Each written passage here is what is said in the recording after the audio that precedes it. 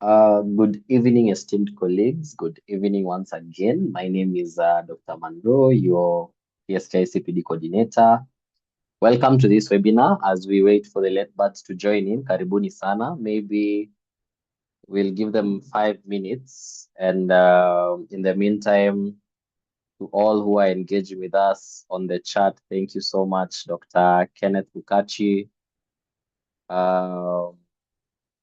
Dr. Janet Omambia, good evening. Maybe just so that we get a little bit of context, where are you joining us from? For those in the city, for those at the periphery, let's see, where are you joining us? Jitesh from Meru, karibu sana. We'll spend the next 3 minutes waiting for more of our colleagues to join in. Dr. Grace Kiarie from Nairobi, good evening from Eldoret, Kiambu, karibuni sana, all of us. Good evening, James from Mombasa.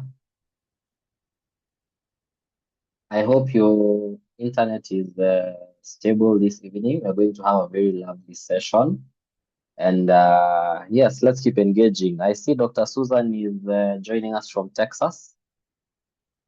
Uh, Unfortunately, I don't know how to do the accents. Maybe I can learn, but karibu sana. Evening from Wasingishu, Dr. Eunice.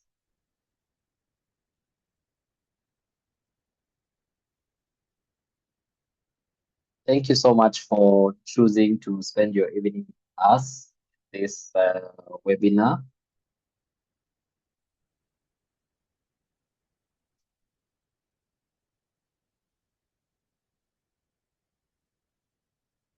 We have quite a good number, so maybe I can provide a little bit of context. This evening's webinar is a celebration of World Kidney Day, which was happening last week on Thursday, on March 12th. Uh, the theme was Kidney Health for All, Caring for People, Protecting the Planet. Before Dr. Njeri takes over, this is a campaign that usually falls on the second Thursday of March. And as pharmacists, we know kidney disease is a silent giant. We have 1 in 10 adults living with CKD, and most people don't even know until it's an advanced stage. And the moment we know that all of our pharmacists is expanding, we are not just dispensers of medication. The first point of contact with our patients, we are at the front line of early detection and prevention, whether it's screening for risk factors or even ensuring medication safety to prevent injuries. Our role is very crucial, and I hope through the session we'll be able to learn and pick up a few things we can incorporate in our practice. So, first of all, ensure you're subscribed on the PPB portal. Tokens have a 7-day validity for subscription and claiming. I think we've reiterated that so many times. And a few ground rules before we commence is that this is not silent treatment, but you will be muted during the entire course of this session, maybe until the Q&A if you need to speak. We encourage you to use the Q&A tab at the bottom of your window for questions, and these questions shall be addressed by our presenter at the end of the session. The session will be recorded and will be made available on the PSK YouTube page. If you wish to be on YouTube, you may, open your camera. You can see yourself in future. And this is our flow of the program. So our speaker today is Dr. Lispa Jerry, a clinical pharmacist from Kenyatta National Hospital. She's a specialist in general pharmacy analysis. And she's here to show us that as pharmacists, we are key players in the healthcare system with regards to management of kidney disease. I see we are quite a good number. So allow me to again reiterate that you will be muted. Ensure you are subscribed to the PPP portal. And it is important that you subscribe within 7 days. At this point, almost at the 10th minute of the hour, it is my pleasure to introduce Dr. Liz Panjeri, a clinical pharmacist at KNH once again. And she's here to take us through the session. Dr. Njeri, the floor is yours. Thank you, Dr. Munro. Thank you, colleagues, for joining us this evening. My name is Liz Panjeri, and I'm your speaker tonight. I have a few slides, so I would like to share. Just a minute.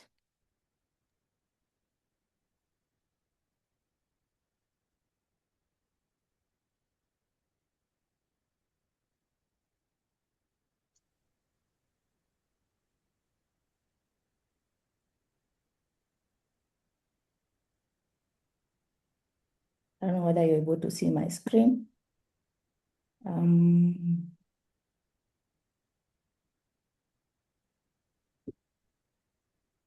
you able to see, Munro? Yes, I can see your screen. Good. Okay. Yes. As has been said, my name is Liz Panjeri, for those who don't know me. Unfortunately, I'm not putting on my camera. We are saving the planet. So today is when we are marking our World Kidney Day with a presentation about the pharmacist role in sustainable kidney care. And as has been said, we marked the World Kidney Day 2026 last week, Thursday, on 12th March. And as has been shown, kidney disease is often a silent disease because many patients don't realize they have kidney damage until the condition is already advanced. The statistics, we are talking of about 1 in 10 adults living with chronic kidney disease. And in Kenya, we are seeing increasing numbers of patients requiring dialysis and transplant services. Of note is that many of these cases could be prevented through early detection, safer medication use practices, and patient education, which are areas where as pharmacists interact with patients every single day. And tonight, I'm privileged to discuss how we can play a central role in kidney health by improving medication safety and promoting early detection, and as well as supporting sustainable kidney care in line with the World Kidney Day theme, which was kidney health for all, caring for people, protecting the planet.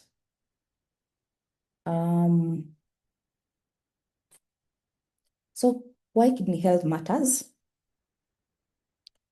As has been said, chronic kidney disease is a growing global health challenge. It affects around 1 in 10 people worldwide, and it's often asymptomatic until advanced stages, and is associated with cardiovascular disease and premature death, and requires costly treatments such as dialysis or transplantation.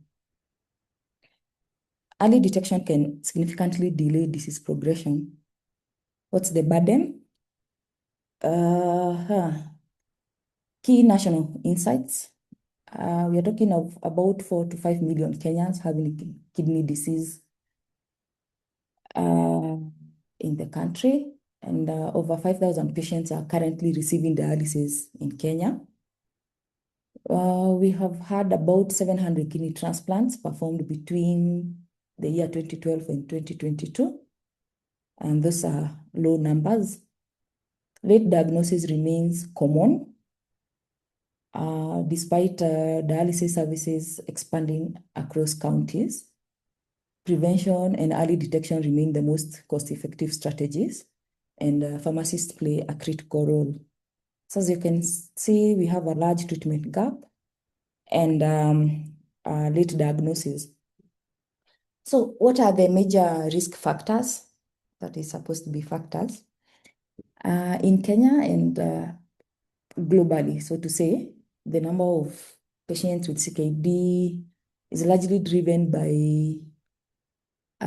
these diseases and comorbidities: hypertension, diabetes mellitus, HIV infection, obesity, use of herbal medicines, use of nephrotoxic drugs, and other environmental exposures. Environmental exposures here, we are looking at smoking, where you're exposed to cadmium, other heavy metals like lead and mercury, industrial chemicals, things like pesticides and other agrochemicals. They are some of the environmental exposures we are talking about. So why are pharmacists central to kidney health? Often they are the most accessible healthcare professionals. They are the experts in medication safety and optimization. We play a key role in screening, risk identification, and referrals. And we also prevent medication-induced kidney injury and support adherence and patient education. Many patients interact with the pharmacists far more frequently than with physicians, and we are uniquely positioned to identify patients at risk of kidney disease, detect nephrotoxic meds, ensure appropriate dosing in renal impairment, and educate patients on protecting their kidney health. What's this? I titled this as Pharmacist CKD Screening Framework, where we need to identify high-risk patients as per the risks that we have talked about earlier.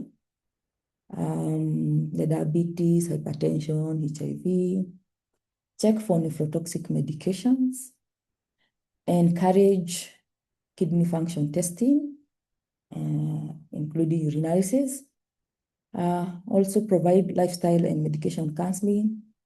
They need to, for proper hydration, proper diet, avoiding nephrotoxic drugs, monitoring like sugar levels, such and blood pressure.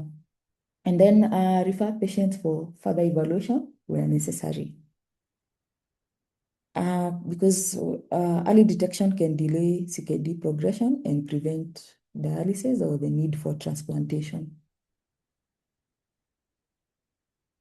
When we talk of medication safety in renal impairment, we are talking of many medicines requiring renal adjustments, because part of medication safety is one of the most important contributions we can make to kidney care as pharmacists. So we look at these medicines that require renal dosage adjustments, some of the antibiotics, antidiabetics, anticoagulants. Failure to adjust dosing can lead to drug accumulation, leading to toxicity. Others, you can have therapy failure, especially if they are dialysable drugs and you don't do proper timing of the dose. Avoid or monitor nephrotoxic medications. The common ones are NSAIDs, aminoglycosides, and some of herbal medicines. Regular medication review and counseling in chronic kidney disease patients can prevent a significant proportion of medication-related kidney injury. What's the medication management in dialysis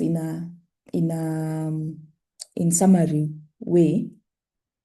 We are talking of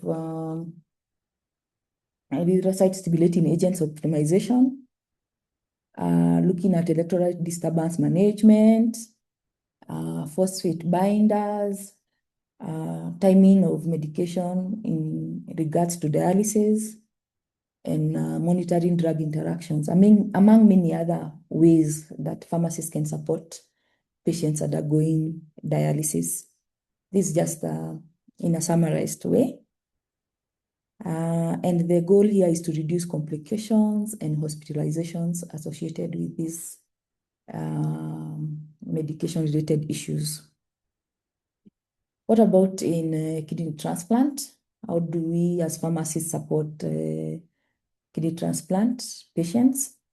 We can do that through immunosuppressant monitoring, drug-drug interactions management, especially in the setting of calcineurin inhibitors that are very prone to lots of drug interactions, food-drug interactions, infection prophylaxis, patient education and adherence support, and also medication logistics, where they get their drugs as such.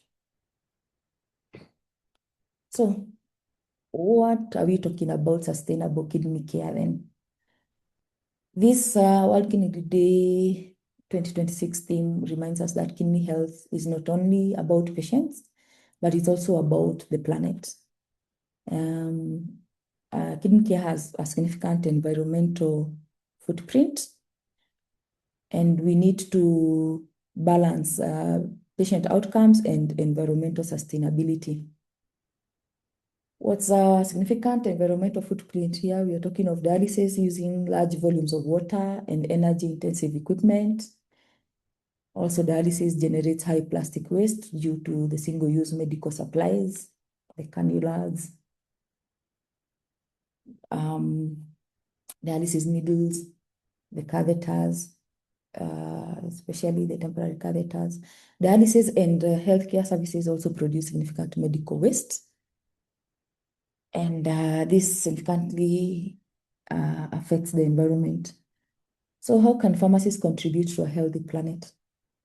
By promoting rational medicine use to reduce environmental impact, by minimizing medicine wastage, unnecessary prescriptions, and ultimately reducing the costs involved, and also by advocating for safe pharmaceutical disposal systems.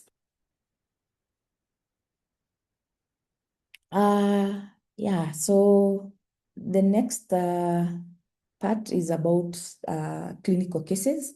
So I would like to walk us through a few real-life scenarios that pharmacists encounter in practice.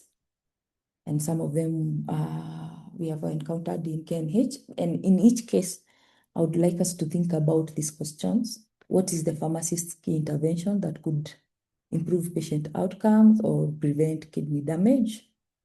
What medication changes are needed, and how could this have been prevented earlier? So I have, I think, for 5 cases.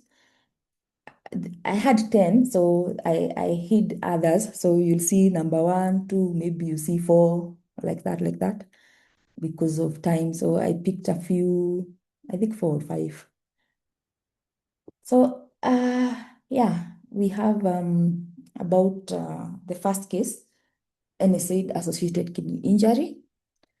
We're looking at a 55-year-old hypertensive male with chronic back pain, frequently uses diclofenac for the back pain.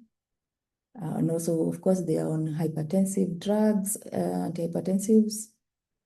And serum creatinine is progressively rising. And we also have poor blood pressure control. Remember, just the other day we had this umekunywa brufen thing going on in our country. Yeah, NSAIDs are very common issues in our community and hospital settings. The brufen, the ketoprofen, the diclofenac, as such. These ones reduce renal blood flow by inhibiting prostaglandins, and they lead to acute kidney injury, can worsen existing chronic kidney disease, and can contribute to electrolyte disturbances. How do we intervene as pharmacists? We limit duration of the NSAID use, avoid, if you can, use alternatives where possible, and also cancel high-risk patients. And it's not everything that needs to umekunywa brufen, you know. The next case is about transplant drug interaction. We're looking at a kidney transplant patient, 6 years post-transplant, presents with tremors, headaches, elevated serum creatinine. Those are the TAC levels. They are on tacrolimus as such, mycophenolate, prednisolone.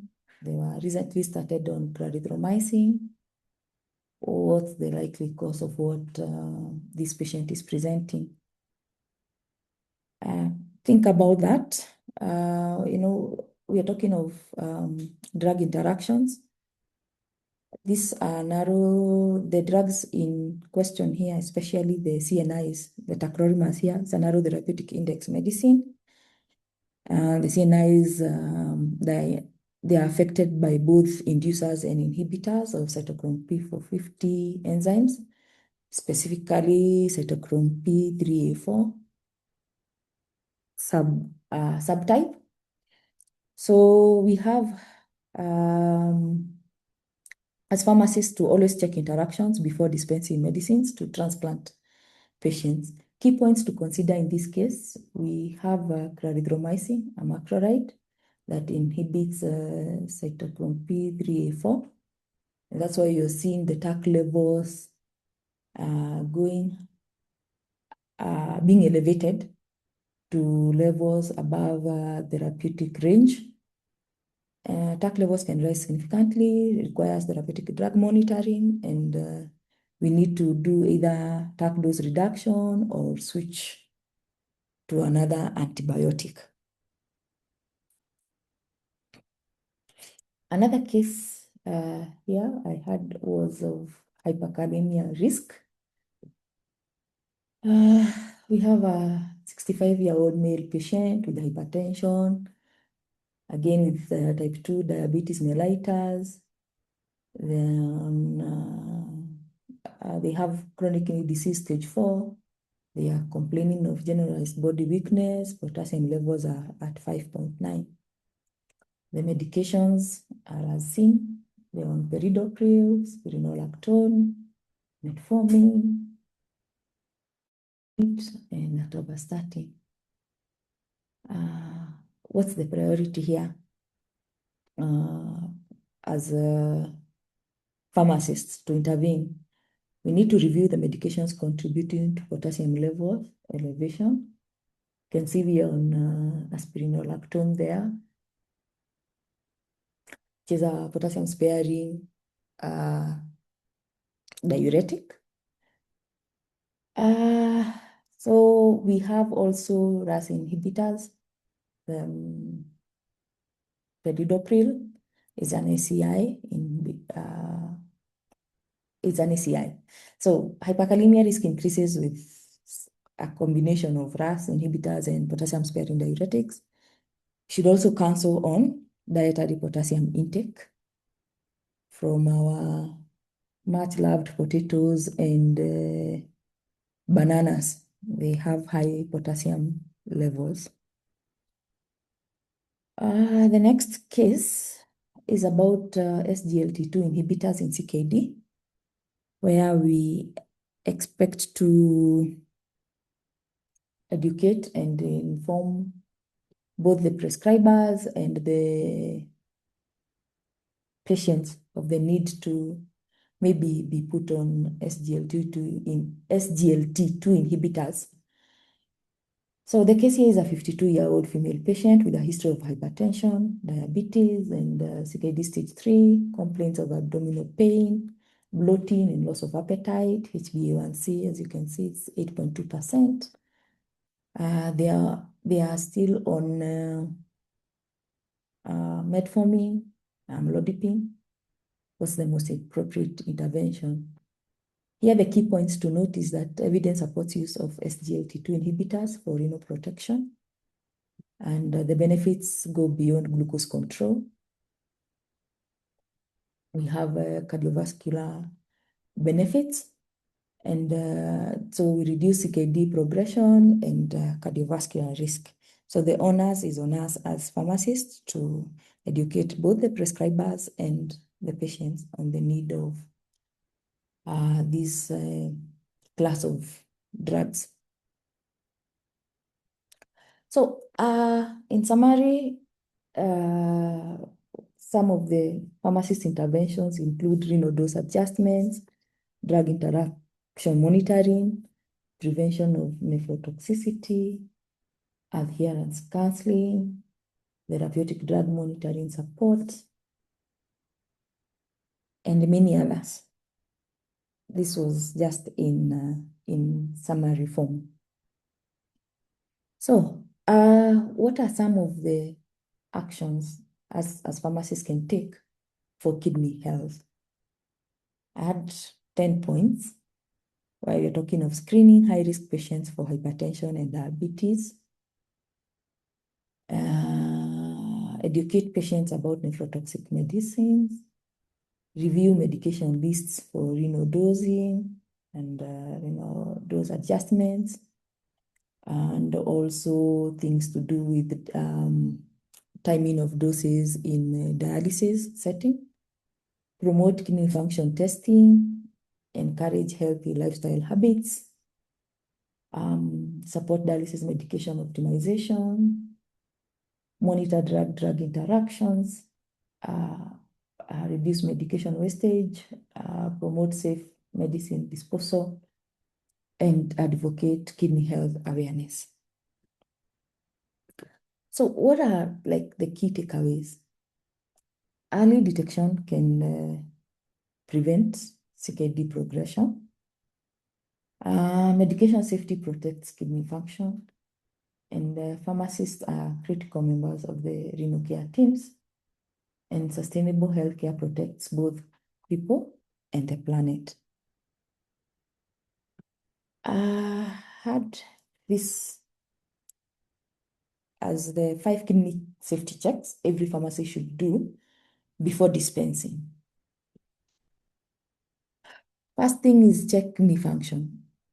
Ask yourself, does the patient have CKD, diabetes, hypertension, HIV, or are they of advanced age? Do we know the estimated glomerular filtration rate, EGFR, or serum creatinine? If renal function is unknown in a high-risk patient, do you advise for testing or do you refer? Yeah. Check for nephrotoxic medicines. Look for medicines that can damage the kidneys if unsure. If you're not sure, just check. Always refer. There are many places to check. We have up-to-date search. Avoid prolonged NSAID use, especially in high-risk patients. Check if dose adjustment is needed, because many medicines accumulate in renal impairment, such as things like metformin and saparin, gabapentin. You need to always verify renal dosing recommendations. If unsure, again, just check.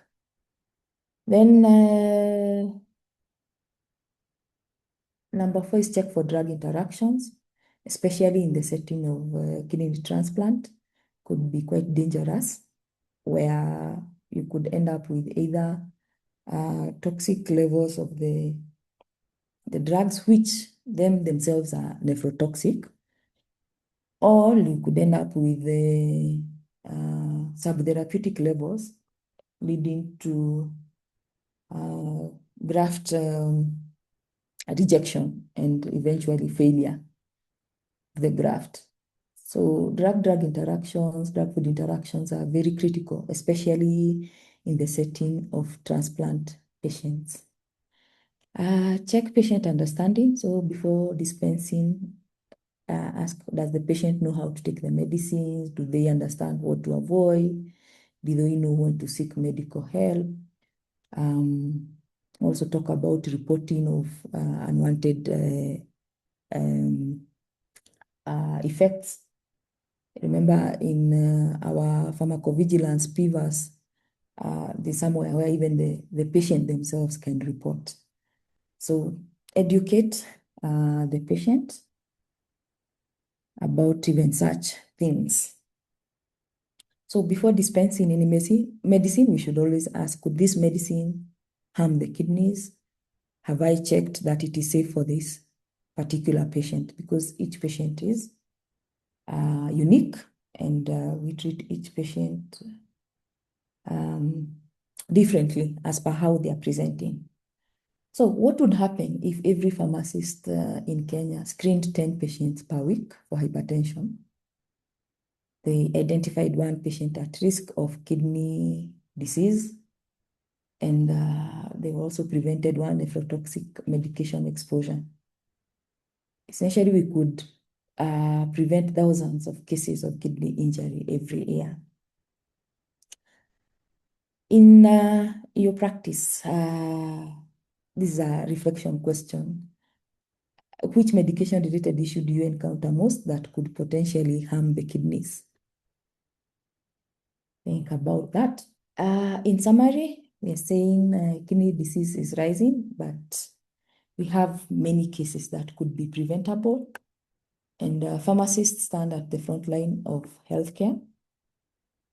And every day we dispense medicines, counsel patients, and identify risks that others may miss. And if we integrate kidney health screening, medication safety, and sustainable practices into our daily work, we can significantly reduce the burden of kidney disease in our communities. So as we mark World Kidney Day, let us, even though we already marked, although in another, we could be using Ethiopian calendar, so we are still marking. Let us commit ourselves to advancing kidney health for all, caring for our patients, and protecting our planet. Yeah, that's, I think that's it. It's time for questions, comments, and yeah, thank you very much for your attention.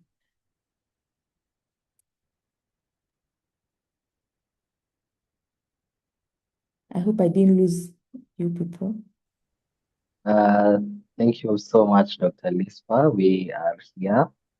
Okay. Uh, Thank you for the presentation.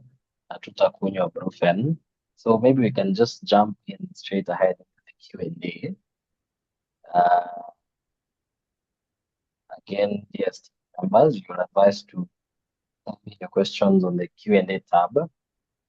And Dr. Lispa has visibility, but I will read them out for the sake of everyone. Doc, maybe you can help us respond to a few of these. There's a question here that from anonymous attendee. What are the best antihypertensive medications for end-stage renal disease patients? Okay. Are they visible on your end, on your tab? I was trying to, I've seen them. I've been able to, Okay. We I've been can able to scroll see. through as you respond. Yes, thank you. Okay, all right. Yeah, so the question is the best antihypertensive medications for end-stage renal disease patients. There's no one answer that fits all. There's no, as when I was ending, I said each patient is treated differently as per what are their other comorbidities, what's the stage of kidney failure or renal disease. But generally, there are those drugs that maybe I can say we generally avoid or not use, especially in end-stage renal disease patients who are undergoing dialysis. We would prefer using maybe it's better to use something like ARBs, angiotensin receptor blockers, compared if you are to compare with the if you are to choose between ACIs and ARBs, you'd rather go with ARBs because ARBs are non-dialyzable. Okay, ACIs, they are dialyzable. So you wouldn't worry about the timing of dosing and such with ARBs, but you'd have to take into account the timing of the dose if you're using ACIs. But you also need to know both ACIs and ARBs, they are culprit in terms of increasing potassium levels. So you have to be on the lookout, especially in the setting of end-stage renal disease. So we have the hypertensive guidelines. They're called what? I don't know, we are on J and C8, I think. They give guidance on how to go about choosing the best antihypertensives for various categories of patients, because it will depend, are we having diabetes? Are we having, what level are we in terms of kidney disease? Are we having other cardiovascular issues? Yeah. So each patient as per how they present. That I have answered. The next question, apart from potassium binders like K-check and diet control, are there any other interventions to keep potassium levels in control in a CKD patient on hemodialysis twice a week?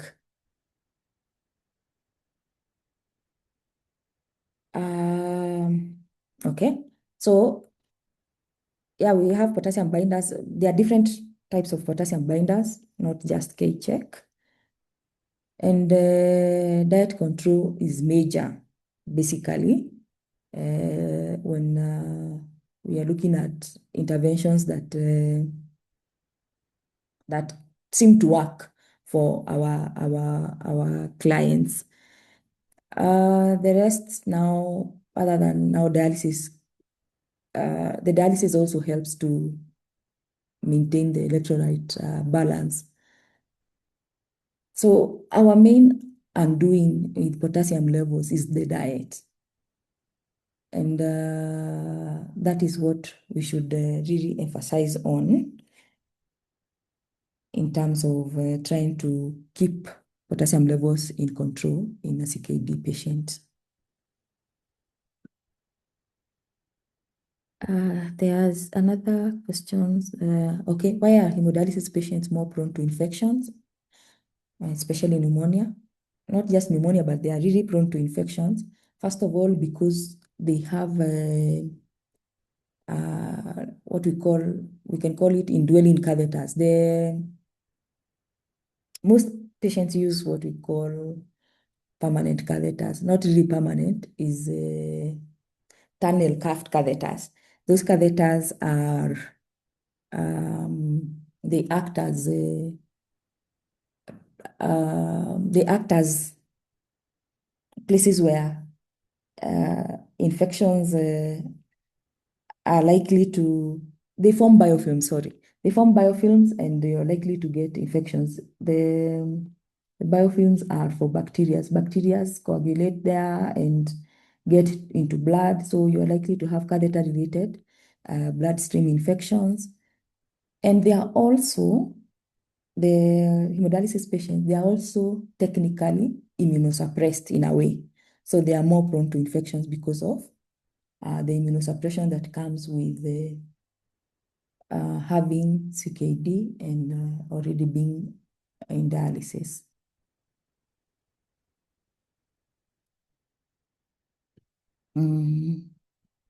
Yeah, there's another question.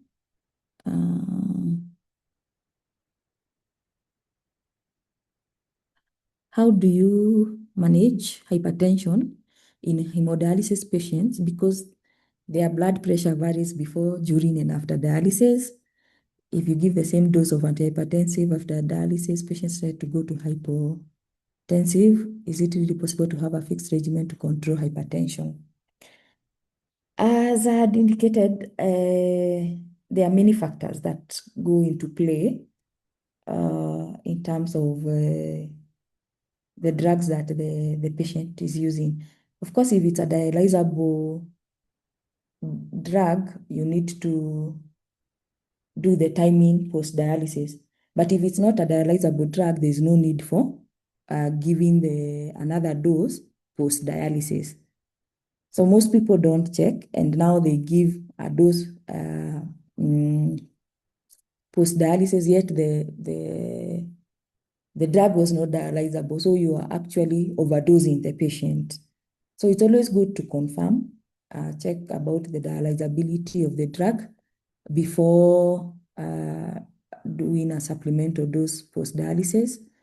Remember, before dialysis, this patient is mostly fluid overloaded, so the pressures are likely to go up. And after dialysis, if the dialysis is done correctly, if you have the correct dialysis prescription, because again, each patient has their unique dialysis prescription. If it's done well, the fluid removal is done adequately, then you shouldn't be having issues to do with blood pressure issues after the dialysis. So there's no way. Yeah, it is possible. The last part was whether it's possible to have a fixed regimen to control hypertension. Yes, it is possible, but we find that mostly these patients, they are on very many antihypertensives. Rarely are they on like two. They could be on three, four, or five different antihypertensives, different classes working differently, both including centrally acting antihypertensives. So that's why they are on follow-up. And thank God they go for dialysis at least twice a week. So they'll be in the healthcare setting and someone will be monitoring. I feel like I've talked a lot, but there are so many other questions. Are there any formulas Uh, used to calculate? Uh-huh. Doc, maybe I can help read them out for you. Yes, thank you. Okay, okay. We have a question from Dr. Kenneth Irungu whether there are formulas to calculate renal dose of drugs like Albert formula in carboplatin use. And he also thought metformin was not safe for CKD stage 3 to 5. He says your cases did not highlight the risk of lactic acidosis. Okay. Yeah. I like that question because I left it out on the part of metformin to see whether someone picked it up. It was intentional for me not to mention that metformin, when we go, the EGFR goes below 30 meals per minute, then we should be avoiding or we should be discontinuing the use of metformin. So from mostly it's below 30.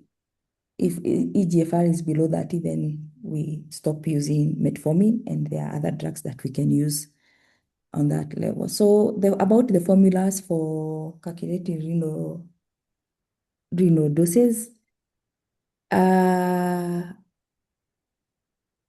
no, we don't have, we usually just use, when you stage when you stage the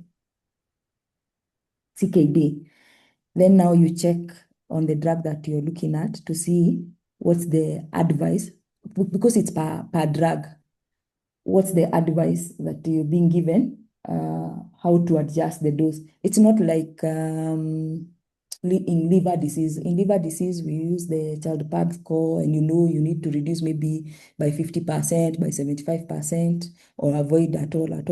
But in kidney disease, and depending on the patient, not on the patient, on the drug in question, you check the estimated clearance rate, and then you check the drug, see what's being advised to do.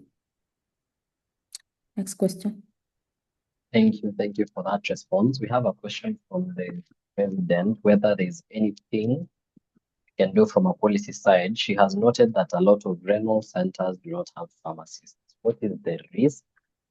Is it possible for us to quantify this risk, if any?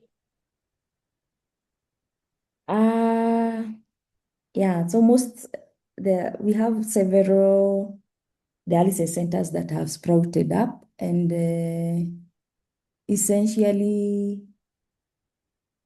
in those centers we should be having at least a pharmacist reviewing medications for the benefit of the patient. But we all know that that's a tall order as it stands. But with time, I think we can push and see how we can be of benefit to the patient. Thank you. Okay, thank you so much for that response. As we are closing in, we have a few more questions on potential molecules, like at the counter. Are there any other medication other than NSAIDs that we should look out for ourselves and even our patients? For over-the-counter medications, mostly it's NSAIDs.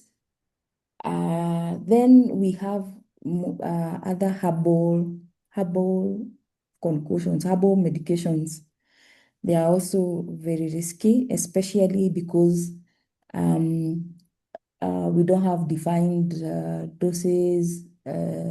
We tend to overdose on those herbal medications, and we also tend not to know uh, the constituents per se. So herbal medicines you would want to use with caution and monitoring what is going on. So mainly the herbal medicines and NSAIDs. In hospital setup, we have now the aminoglycosides, we have other nephrotoxic meds. Like I've said, in the setting of transplant, the tacrolimus, they are really nephrotoxic. In the setting of cancer drugs, we have enough nephrotoxic drugs. So yeah, there are many other drugs. Okay. Once again, esteemed members, we encourage utilization of the Q&A tab for questions. I see some of us have posted questions on the chat. Sometimes it's quite difficult to trace them from the chat, but maybe we can take one last question from the chat. Let me try and trace one. Huh, okay. Should SGL2 inhibitors be used in CKD patients with UTI? Come again, please. There is a question from Dr. Melchizedek Kraba on whether Mhm. SGL2 inhibitors can be used in CKD patients with UTI. Okay, very good question, really. Um, yes and no. First, yes, you can use, but you need to treat the UTI first. Okay? So you can't introduce, if they were not using SGLT2 inhibitors and they have UTIs and they already have UTI and you want to start using SGLT2 inhibitors, then you delay starting SGLT2 inhibitors, treat the UTI. When it's cleared, now you can start your SGLT2 inhibitors. Remember, SGLT2 inhibitors also can the main thing issue is they also cause UTIs because of the glucose in urine. But they say you titrate the doses, and eventually stabilize. So we treat the UTI. If the patient has UTI first, you treat that before you introduce SGLT2 inhibitors. If they're already on SGLT2 inhibitors, you treat the UTI and continue with your SGLT2 inhibitors. Thank you. Thank you, Doc, for that response. And thank you all for the brilliant questions we've had coming in. And encourage us to keep engaging online. And just a reminder that this session will be uploaded on our YouTube page. And as we wrap up at this moment, I would like to encourage us to use the chat box and maybe type in what are some of the highlights or what have you learned during this session. We are on the closing stages because of time. And meanwhile, I will proceed with a few announcements on our end. Once again, I encourage you to, yeah, thank you for taking time. What have you learned? Anyone type in uh, somewhere on the chat? I As you will try can see answer on, some of the questions. Sorry, I'll try yes, answer some of the questions on the Q&A by typing them. yeah, Okay. be amazing. Thank you so much, Doc. This is a reminder to all of us that currently we have the early bird tickets open for our annual scientific conference that will be happening from the 24th to the 26th of June in Mombasa. Get them now before the prices go up. If you have here at the rates, note that by the end of this month, we shall be closing on the early bird tickets and head to our regular tickets. And then, have you done any research you're willing to share? Deadline for submission is Wednesday, the April of 15th. We have shared this on your emails and even online. You can check the submission guidelines and our sub teams. Some of them are pharmacists as the pillar of health system strengthening, our role in policy regulation and professional direction, local manufacturing, market access and supply chain resilience, digital health and innovations, live, lead, and stand for what's right, the human side of pharmacy. I'd be very keen to see some of the few abstracts streaming in on that focus area. Once again, just a reminder, tokens are valid for 7 days, and you are encouraged to subscribe on the PPP portal.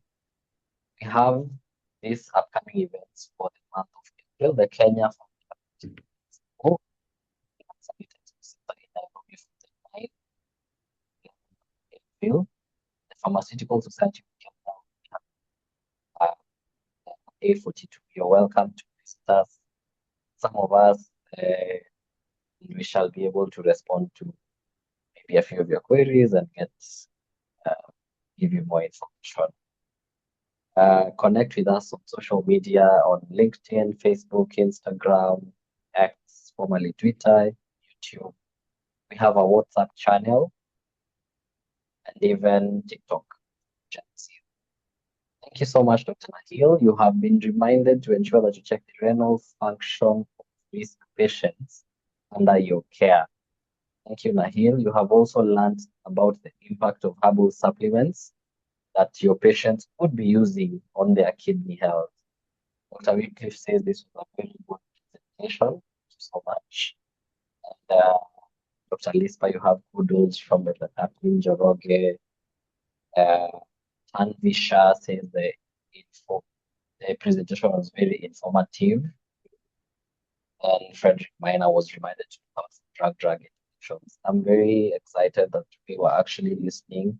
Thank you, Shindu Martin. We shall share the slides together with the tokens. Dr. Sarah says it was a good presentation, and Dr. Vaishali, nice name, appreciates the information shared. Huge thank you to you, Dr. Lispa, for your expertise and platform myself. We are 4 minutes to the top of the hour. I don't have anything else to add.